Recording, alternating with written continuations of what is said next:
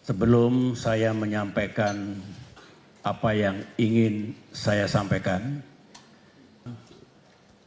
karena selama hampir 6 jam saya mendengarkan dengan seksama apa yang disampaikan oleh para pembicara, mulai dari Direktur Eksekutif TYI AHY, para panelis, dan para moderator. Saya merasa mendapatkan banyak hal dari apa yang saya dengarkan tadi. Saya sering bicara, mendengar itu menyempurnakan kepribadian. Mendengar itu menambah pengetahuan dan wawasan.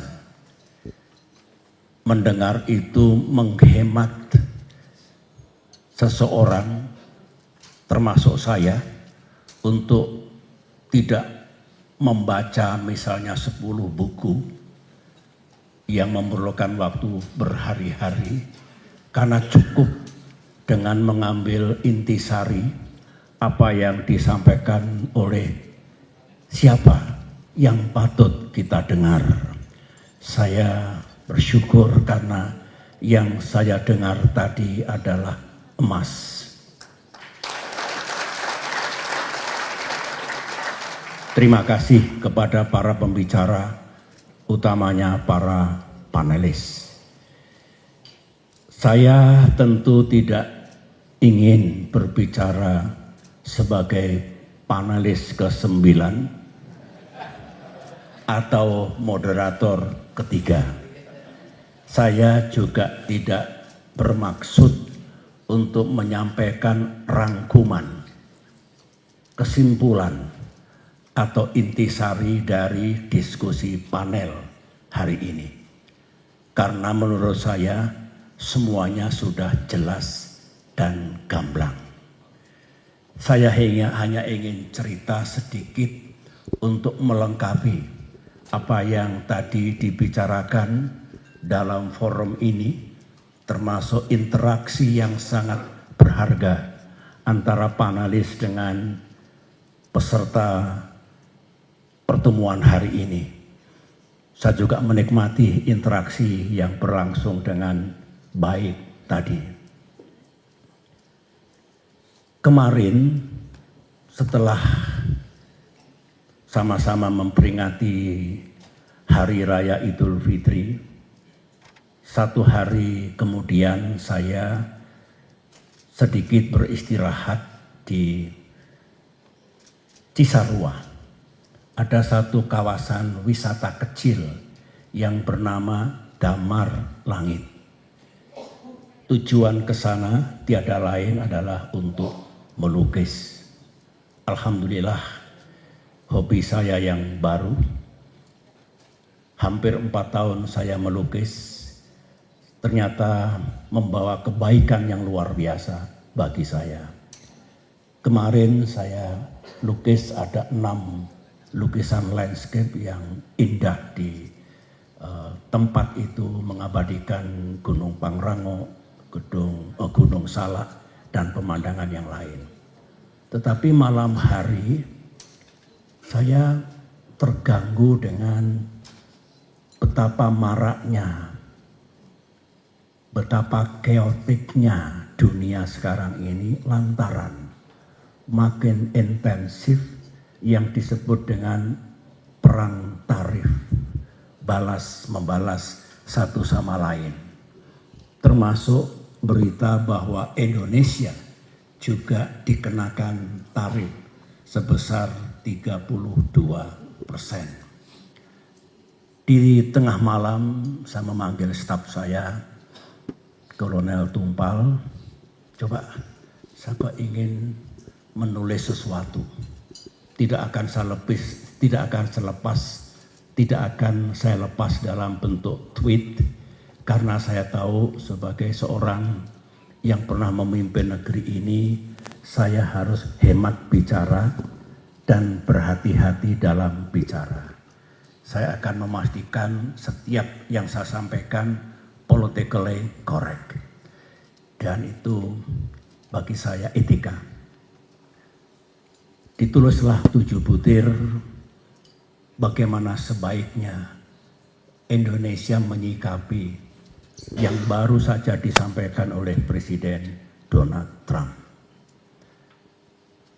Setelah saya lepas, saya kembali ke Jakarta dan 1-2 hari kemudian saya mendengarkan kebijakan pemerintah Indonesia untuk merespon apa yang dikenakan oleh Presiden Trump tersebut.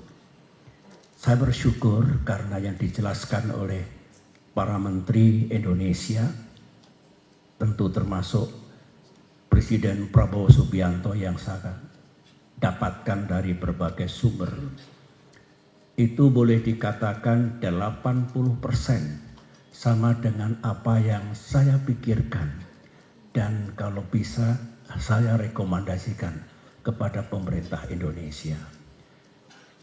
Saya khawatir kalau Indonesia terlalu reaktif,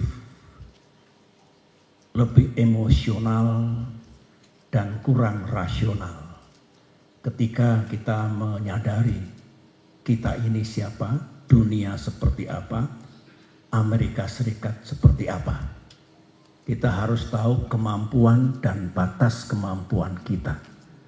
Kita harus tahu apa yang bisa Indonesia lakukan dan apa yang tidak bisa Indonesia lakukan. Oleh karena itu, saya melepas tweet, hanya beberapa butir tweet yang merupakan dukungan saya kepada pemerintah Indonesia A, B, C, karena saya pandang tepat. Kemudian juga bertepatan dengan gonjang-ganjing pasar modal dan pasar valuta asing. Saya juga mengikuti, meskipun sekali lagi saya lebih bergulat sehari-hari sebagai pelukis, sebagai seniman. Saya berikan juga dukungan kepada otoritas moneter dan otoritas fiskal yang menurut saya yang dilakukan memang diperlukan untuk menenangkan pasar, menenangkan masyarakat kita. Tetapi pada alinea berikutnya lagi, saya mengingatkan bahwa termasuk yang ada dalam 7 butir yang saya pikirkan di damar langit yang belum sempat dikeluarkan, Indonesia memang harus bergerak cepat, tapi siap-siap berlari jauh. Nobody knows sampai kapan kehebohan, gonjang-ganjing, chaos, disorder yang terjadi di dunia ini bukan hanya berkaitan dengan ekonomi, tapi juga berkaitan dengan geopolitik dan keamanan internasional. Oleh karena itu yang paling tepat menurut saya, for us, untuk Indonesia, berjaga-jaga, melakukan antisipasi, mempersiapkan segalanya. Jika yang terburuk datang, Indonesia sudah siap. Memang ada yang mengatakan hoping for the best and preparing for the worst. Itu bagus, tapi itu menurut saya lebih pasif. Menurut saya, more than that, kita juga harus say something, do something, and menjadi part of the solution. Saya yakin Indonesia bisa. Dengan apa yang kita miliki sekarang ini, kita adalah punya kemampuan sebagai middle power untuk engage constructively di kawasan kita ataupun di dunia, baik dalam kaitan ekonomi, politik, dan keamanan internasional. Hadirin yang saya hormati, menurut pandangan saya, 30 tahun saya mengabdi di TNI, sebagai jenderal saya tahu tentang geopolitik, tentang situasi perdamaian dan keamanan dunia, tentang seberapa vulnerable, seberapa riskan kawasan kita. Misalnya terjadinya perang besar di Asia Timur dan Asia Tenggara, perang besar di Timur Tengah, perang besar di Eropa. Saya tahu. Dan anything can happen. Kalau situasi geopolitik, politik internasional masih seperti ini dan bahkan makin eskalatif.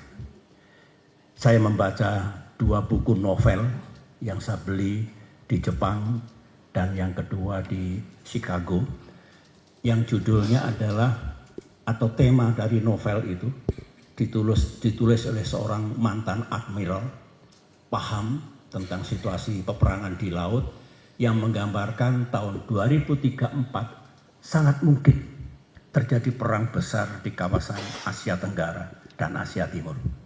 Satu lagi buku yang mirip, 2054 sangat mungkin terjadi peperangan besar pada tingkat global. Setelah saya baca dengan seksama, saya punya pikiran lain sambil berterima kasih. Karena itu realistik sekali, bisa miscalculate, bisa terjadi insiden on the ground without superior military orders, tetapi can happen kalau situasinya panas seperti ini. Oleh karena itu, sambil menikmati novel itu, saya berpendapat dunia sebenarnya masih punya resources, masih punya jalan untuk mencegah terjadinya perang besar itu, baik di Mandala Pasifik, Mandala Timur Tengah maupun Mandala Eropa. Can be avoided, can be prevented. Oleh karena itu, Indonesia harus bisa menjadi bagian, utamanya di Mandala Asia Pasifik, untuk mencegah peperangan besar seperti itu yang pasti akan menimbulkan keporak-porandaan kawasan kita, dunia kita. Jadi pertama saya ingin mengingatkan dari sisi geopolitik dan keamanan internasional yang juga menjadi bagian dari diskusi panel kita hari ini. Yang kedua, tentang dinamika ekonomi global. Yang diharapkan itu adalah ekonomi dunia yang makin tumbuh inklusif dan berimbang, ekonomi dunia yang berimbang, kemudian perdagangan dan investasi ekonomi membawa manfaat bagi semua bangsa, dan boleh dikatakan dunia memiliki stabilitas ekonomi yang bagus. Itulah our goal, our objective. Saya masih ingat ketika terjadi krisis 2008-2009, saya aktif menghadiri G20 Summit, mulai dari Washington DC ke London dan seterusnya kemana-mana. Bagaimana segera stop the bleeding, kemudian bagaimana memulihkan kembali ekonomi dunia yang tidak mudah. Kita merasakan bertahun-tahun kita ingin memulihkan ekonomi global dari goncangan global economic crisis. Perdebatan di London, ini mana yang penting? Deregulasi, kemudian reformasi, atau stop the bleeding, bentrok antara Eropa dengan Amerika Serikat. Dan saya masih ingat, mengapa tidak dua-duanya? Mengapa harus memilih? Saya ingin menyampaikan, sekali terjadi goncangan ekonomi, tidak mudah untuk mengatasinya, dan cost-nya sangat tinggi. Apalagi kalau perang tarif, perang dagang ini menjadi-jadi. Bagaimana kalau global growth down? Bagaimana kalau unemployment meledak di mana-mana? Bagaimana kalau inflasi terjadi di belahan bumi dunia? Bagaimana nasib negara-negara miskin? Bagaimana kalau debt crisis? So, sama. Mengapa tidak kalau kita menjadi bagian dari solusi say something, do something once again, agar ini tidak makin menjadi-jadi. Paham kita juga memiliki batas kemampuan, tapi why not, nice try, untuk apa yang bisa kita lakukan menyelamatkan perekonomian dunia yang dipicu dari perang tarif dan perang dagang sekarang ini. Yang ketiga, kita cemas, saya cemas, kalau perhatian para pemimpin dunia, tentu bukan hanya Amerika Serikat dan Tiongkok, tapi all world leaders, kalau makin away dari kewajiban internasional yang lain, misalnya menyelamatkan bumi kita dari climate disaster, yang menurut saya sekarang makin mencemaskan. No longer climate change, tapi climate crisis. Kemudian kita juga punya pekerjaan rumah, mengurangi kemiskinan sejagat dan juga ketimpangan sedunia. Itu juga global agenda yang sangat penting karena diinginkan oleh semua bangsa di dunia. Nah, makin kita memusatkan pikiran kita, hari-hari kita hanya untuk perang dagang yang mungkin dampaknya buruk, demikian juga pendekatan dalam mengatasi persoalan regional melalui geopolitik of power, melalui perang, melalui apa-apa yang merupakan hard power, ciri dari power politics seperti itu yang sebetulnya makin menjauh dari kewajiban global yang lain. Kita dari mimbar ini, dari bumi Indonesia harus juga ikut bicara. Jangan diam. Politik bebas aktif tidak berarti diam, tidak berarti tidak berpendapat. Tentu kita harus bisa dengan penuh tanggung jawab, dengan tujuan yang baik, ikut menyampaikan pikiran-pikiran kita. Forum seperti ini adalah cikal bakal atau embrio dari kepedulian kita terhadap permasalahan dunia. Yang kelima agendanya, tadi saya sudah bicara 1, 2, 3, 4 dari geopolitik dan keamanan internasional, global economy, combating climate change, kemudian reducing global poverty and inequality. Yang kelima adalah ini menjadi keseharian dunia nanti, yaitu bagaimana teknologi termasuk AI menjadi bagian dari kehidupan manusia sebumi. Disruptions, misuse of technology, perang menjadi sangat berbahaya dan sebagainya. Inilah pekerjaan-pekerjaan besar menurut saya, meskipun detailnya sudah kita bahas tadi di ruangan ini, tetapi saya justru membawa ke sesuatu yang lebih fundamental, lebih besar, semacam big picture dari seperti apa dunia kita sekarang ini, apa agenda dan tantangannya, dan bagaimana kita semua menjadi bagian untuk mengatasi masalah itu. Soal ASEAN, saya senang sekali ada pandangan-pandangan tadi. 10 tahun saya sangat aktif dalam ASEAN. Perubahan ASEAN Charter, saya juga aktif di dalamnya. Tidak boleh kita hanya bersandar, ASEAN tidak boleh saling mencampuri urusan dalam negeri masing-masing. Ada klausul yang lain. We have to respect democracy, human right, dan juga the rule of law. Bagaimana kita menyandingkan. Tadi Bung Rizal Sukma, mungkin diperlukan chapter yang lain. Welcome. Saya pernah berbicara dengan Angela Merkel, Chancellor of Germany di Cannes, Prancis pada saat G20. Saya tanyakan, rupanya di Uni Eropa ada masalah yang rumit. Iya, nggak selesai-selesai, tidak mudah pengambilan keputusan. Enak ASEAN. ASEAN itu nggak terlalu structured, tidak rules based, malah mudah. Melihatnya begitu, padahal ASEAN juga ingin bagaimana kita more structured, more rules based, termasuk decision making process. Oleh karena itu, tidak ada yang mentabukan merubah sebuah charter ASEAN. Sebagaimana our dream melihat kembali UN Charter misalnya. sampailah saya kepada apa yang akan terjadi di dunia ke depan ini. Ini sementara, musiman, atau ini awal dari the end of world order. Setelah perang dingin dan sebelumnya setelah perang dunia kedua. Akankah UN Charter akan ditinjau dan diubah? Apakah Bretton Woods Institute juga akan sirna? Apakah jerih payah dulu di San Francisco menggagas berdirinya PBB, pengganti Liga Bangsa-Bangsa yang ternyata tidak efektif setelah Perang Dunia ke-1 berhasil dulu? Ini menjadi pikiran kita semua. Seperti apa yang akan terjadi?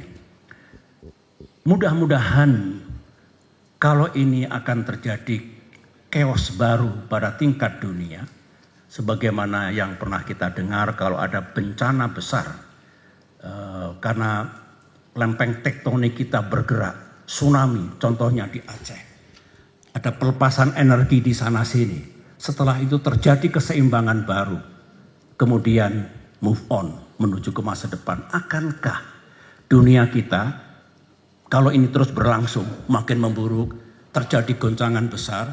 Kata Pak Wamenlu tadi, ini barangkali blessing in disguise, itu bukan kata-kata saya. Tetapi mungkin kita tidak tahu rencana Tuhan. Ya, apa yang akan terjadi? Tetapi harapan kita, kalau terjadi sesuatu yang buruk, ya Allah, ya Tuhan, jangan berlama-lama, segera berikan kami jalan baru, situasi baru, untuk membuat dunia ini makin bagus, yang menguntungkan kita semua. Sangat mungkin seperti itu. Kemudian yang terakhir, Indonesia. Saya tentu sama dengan pendahulu-pendahulu saya, mulai dari Presiden Soekarno, Presiden Soeharto, Presiden Habibie, Presiden Abdurrahman Wahid, Presiden Megawati. Saya kira sama dengan penerus saya, Presiden Jokowi dan Presiden Prabowo, tentu ingin melakukan yang terbaik untuk negeri ini bersama pemerintah yang dipimpin oleh masing-masing presiden. Memang dalam dunia politik internasional, dalam hubungan internasional ada sejumlah school of thought, aliran pemikiran. Ada yang sangat menyukai realisme, ada yang menyukai liberalisme, ada yang menyukai idealisme. Kalau saya lebih realistik, saya senang realisme, tetapi jangan membuang semua niat baik dari liberalisme, kerjasama dunia yang bagus, multilateralisme misalnya, juga dengan liberalisme dan idealisme. Pada saatnya kita bisa memilih mana yang paling tepat dan dalam konteks apa. Setiap negara pasti mengutamakan kepentingan nasionalnya masing-masing. Tidak ada yang tidak meletakkan kepentingan itu menjadi prioritas. Indonesia first misalnya, Amerika first, Russia first, China first, semua negara first. Tetapi ada kewajiban internasional kita. Ada kewajiban moral kita. Misalnya, kalau dunia tidak bergandengan tangan untuk menyelamatkan bumi kita, untuk mengurangi kemiskinan sejagat. Saya juga aktif dulu dalam merumuskan SDGs dengan teman-teman dari sejumlah negara. Kalau kita tidak berkolaborasi, bekerja sama, tidak akan tertangani.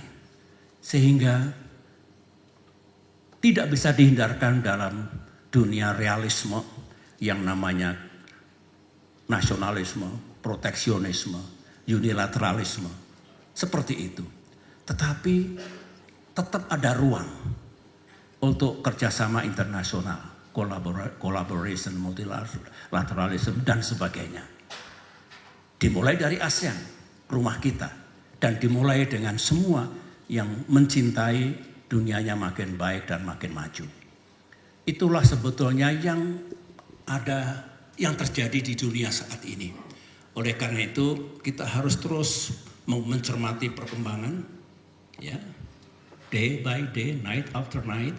Tetapi kita jangan kehilangan pikiran yang jernih bahwa oke, ada masalah itu, ada isu itu.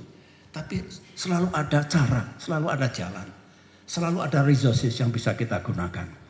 Itulah menurut saya hanya mengingatkan, saya tidak masuk pada detail yang disampaikan benar semua, tapi in the long run, dalam konteks yang besar, bagaimana kita hidup berdunia, hidup bernegara, hidup di negeri sendiri ini yang paling tepat. Saya kira itu saja yang ingin saya sampaikan, dan saya mengucapkan terima kasih sekali lagi atas nama The Yudhoyono Institute, kehadiran dari hadirin sekalian. Saya juga senang sekali para duta besar berkenan hadir dalam acara ini, juga kalangan anggota parlemen, dari kampus mahasiswa, dari komunitas pendidikan, TNI, dan semua pihak. Mudah-mudahan ini salah satu contoh yang baik kita bersatu. In crucial thing, unity. Dan kemudian kita patut untuk sekali lagi menjadi bagian dari solusi dan masa depan dunia yang lebih baik. Terima kasih. Assalamualaikum warahmatullahi wabarakatuh. Terima kasih kepada Pak Asri.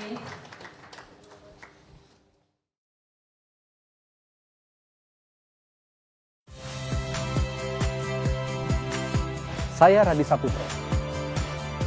Saksikan program-program Kompas TV melalui siaran digital, pay TV dan media streaming lainnya. Kompas TV, independen, terpercaya.